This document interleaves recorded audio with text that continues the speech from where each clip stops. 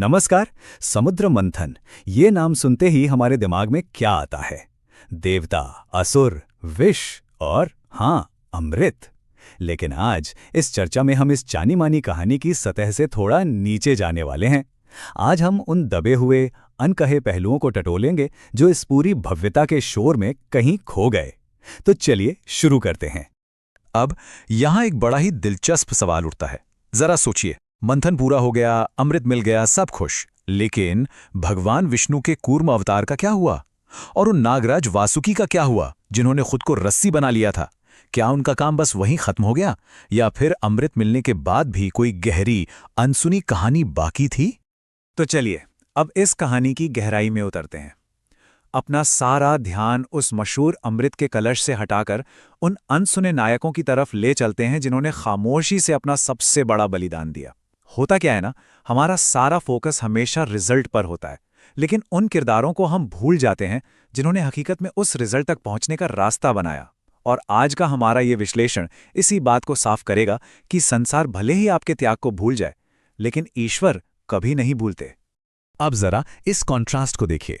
मंथन के बाद एक तरफ था दिखने वाला वैभव, मतलब देवताओं को अमृत मिल गया, देवराज इंद्र का खोया हुआ राजपाट वापस आ गया, हर तरफ जीत का जश्न। लेकिन दूसरी तरफ था एक छिपा हुआ बलिदान।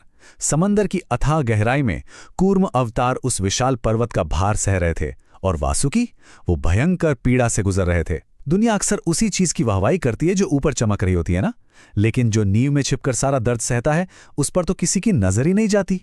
चलिए अब हम समंदर के उस अतल गहराई में चलते हैं। यहां मौजूद हैं भगवान विष्णु के कूर्म अवतार। ये सिर्फ एक कछुए का रूप नहीं था, ये साक्षात धैर्य, स्थिरता और मौन सेवा का सबसे बड़ा आधार था। जब वो विशाल मंदराचल पर्वत डूबने लगा था ना, तब इसी विराट रूप ने उस पूरे पर्वत को अपनी पीठ पर संभाला था। ये अपने आप में एक बहुत ही अद्भुत बात है। अब जरा इस दृश्य की कल्पना कीजिए। ऊपर देवता और असुर पूरी ताकत से मंथन कर रहे हैं, और नीचे एकदम गहराई में भगवान स्वयं उस प्रचंड भार को साधे हुए हैं। एक विशाल पर्वत इतनी तेजी से घूम रहा है, उसका घर्षण, उसका फ्रिक्शन सोचिए। वो घर्षण इतना तेज था कि समंदर का पानी उबलने लगे। लेकिन भगवान विष्णु उसे कैसे महसूस कर रहे थे? एक भक्त के प्यार भरे स्पर्श की तरह। उन्होंने उस अकल्पनीय भार को, उस भयंकर कष्ट को अपनी एक दिव्य लीला में बदल दिया। वो इस पूरी ब्रह्मांडीय घटना की एक ऐसी अडिग नींव बन गए जो टस से मस नहीं हुई। मंथन के बाद जब देवताओं ने भगवान को प्रणाम किया, तब ब्रह्मा जी ने एक बहुत ही गहरी, बहुत ही कमाल की बात कही। उन्होंने कहा, जो ऊपर दिखता है वो सबका ध्यान खींचता है, लेकिन जो नीचे रहकर सबको संभालता है, असल में वही सृष्टि का सच्चा आधार है।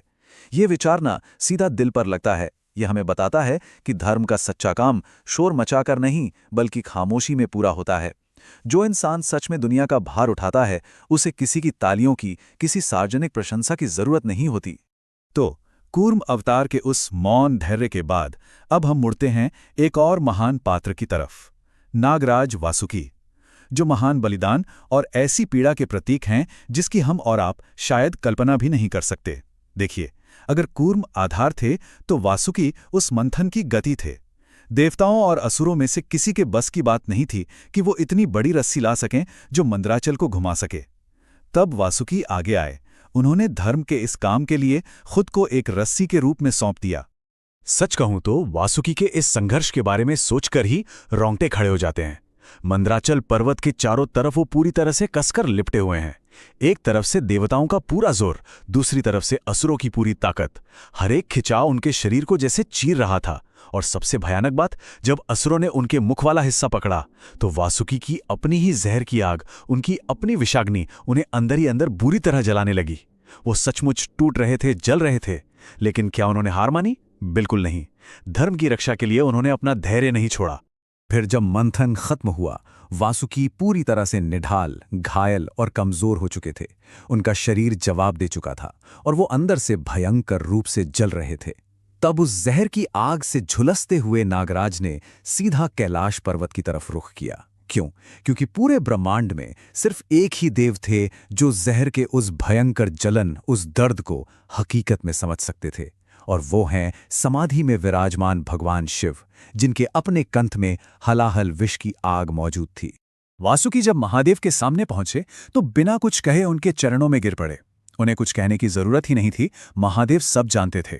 उन्होंने एक बहुत ही शक्तिशाली बात कही, वासुकी, तुम्हारा शरीर थका है, लेकिन तुम्हारा त्याग अमर हो गया है। ये वो पल था दोस्तों, जिसने वासुकी की उस असीम पीड़ा को मान्यता दी, उनके उस मौन दर्द को हमेशा हमेशा के लिए एक शाश्वत गौरव में बदल दिया। और इस आशीर्वाद का नतीजा क्या हुआ, वो सच में हैरान कर देने वाला था। महादेव के सिर्फ एक स्पर्श से, एक छुअन से वासुकी की सारी पीड़ा, वो सारी जलन एकदम शांत हो गई। जिस वासुकी को दुनिया ने सिर्फ इस्तेमाल करने वाली एक रस्सी समझा था, भगवान शिव ने उन्हें अपने गले का एक दिव्य आभूषण बना लिया।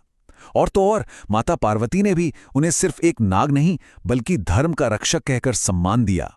यह इस बात का सबसे बड़ा सबूत है कि दुनिया भले ही आपके बलिदान को भूल जाए, लेकिन ईश्वर उस त्याग को कभी अनदेखा नहीं करते।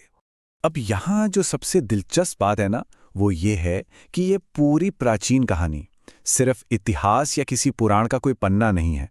अगर हम इसे व्यापक स्तर से एक सूक्ष्म स्तर पर देखें तो ये असल में हम इंसानों की साइकोलॉजी का एक एकदम सटीक नक्शा है। ये हमारे भीतर का समुद्र मंथन है, एक ऐसा मंथन जो हमारे, आपके, हम सबके अंदर रोजाना चलता रहता है। चलिए इसे थोड़ा और गहराई से समझते हैं। अगर हम देवताओं और असुरों के उस ब्रह्मांडीय युद्ध को सीधे अपने रोज के आंतरिक संघर्षों से जोड़ें तो तस्वीर एकदम साफ हो जाती है। हमारा अपना मन ही वो क्षीरासागर है, हमारी जिंदगी की परिस्थितियां वो विशाल मंदराचल पर्वत हैं, हमारे अंदर जो सच्चाई और करुणा है वो देवता हैं, और जो अहंकार और गुस्सा है वो असुर हैं। कूर्म अवतार हमारे अंदर का धैर्य है, और वासुकी हमारा समर्पण। जो जहर निकलता है वो हमारी जिंदगी के दुख और असफलताएं हैं, और अंत में जो अमृत निकलता है वो हमारा ज्ञान और परम शांति है। तो देखा जाए तो ये कहानी तो पूरी तरह से हमारे ही जीवन का हिना है। और इस आध्यात्मिक जीत का एक बड़ा ही सीधा सा क्रम है। जब भी जिंदगी में मंथन होता है ना, तो सबसे पहला स्टेप आता है विष सहना, मतलब संघर्ष, दुख और हमारी परीक्षाएं। यहां घबराना या मैदान छोड़कर भागना नहीं है। फिर आता है स्टेप 2, धैर्य बनाए रखना, बिल्कुल कूर्म और वासुकी की तरह डटे रहना और पूरा विश्वास रखना। और अगर हम इन मुश्किलों का सामना स्थिरता के साथ कर लें तो फाइनली हम पहुंचते हैं स्टेप 3 पर, अमृत की प्राप्ति, यानी वो परम ज्ञान, वो शांति और ईश्वर की कृपा जिसकी हम सबको तलाश होती है। अच्छा, एक और बहुत जरूरी बात, मंथन के बाद उस मंदराचल पर्वत का क्या हुआ? उसे वापस उसकी सही जगह, उसके दिव्य स्थान पर रख दिया गया, क्योंकि वो पर्वत कोई आम वस्तु नहीं था, वो एक सेंटर था, एक केंद्र था। हर जीवन में और हर बड़े बदलाव के लिए एक मजबूत केंद्र का होना बहुत अनिवार्य है। बिना किसी स्थिर केंद्र और बिना समर्पण के सफलता हमेशा अधूरी ही रहती है, और कोई भी सार्थक मंथन कभी संभव नहीं हो सकता। तो इस विश्लेषण के अंत में मैं आप सबके सामने एक बहुत ही गहरा विचार रखना चाहता हूं। अमृत से पहले मंथन अनिवार्य है। जब भी आपको जिंदगी बहुत कठिन लगने लगे तो बस इतना याद रखिएगा कि अमृत तक पहुंचने के लिए मंथन की उस प्रक्रिया से गुजरना ही पड़ता है, और उस मंथन के लिए चाहिए असीम धैर्य और अटूट विश्वास। आपके आज के संघर्ष और कष्ट ही आपके कल के ज्ञान और कृपा की मजबूत नींव बनाते हैं। इसी विचार के साथ हम आज के इस चर्चा को यहीं विराम देते हैं। इन अनसुने नायकों के मौन बलिदानों पर विचार कीजिएगा, आपको निश्चित रूप से एक नई प्रेरणा मिलेगी।